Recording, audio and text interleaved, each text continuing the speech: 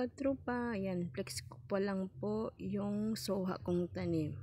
Yan po, marami siyang bunga. Bali po mga katropa, naninilaw na po yan. Ready po na siyang i-harvest. Tamang-tama po ang bilog sa New Year po. Madami-dami din sila po.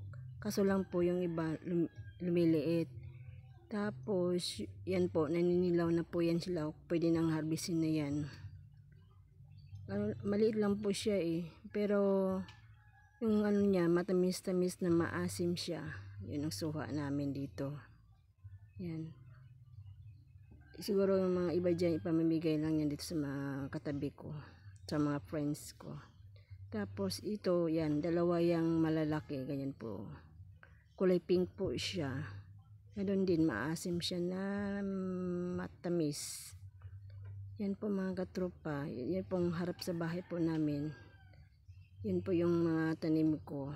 Diba? Di mo akalain na magtanim ka tapos darating ang panahon na makaani ka ng mga ganyan.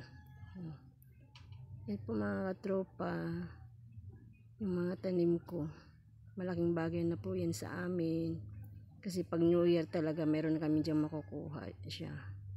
Yan po, yan. Yung dalawa yan, bago yung, bagong bunga lang po yan siya, oh.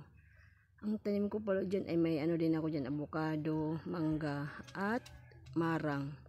Yung marang, na nangalaglag siya, eh. Di pa siguro panahon niya na lumaki siya. Yan po, mga katropa. Yun, fix ko po yung mga tanim kong mga prutas. Yan po, oh. Taon-taon yan po siya, may bunga talaga, di mawawala. Yan lang po mga katropa, bye-bye.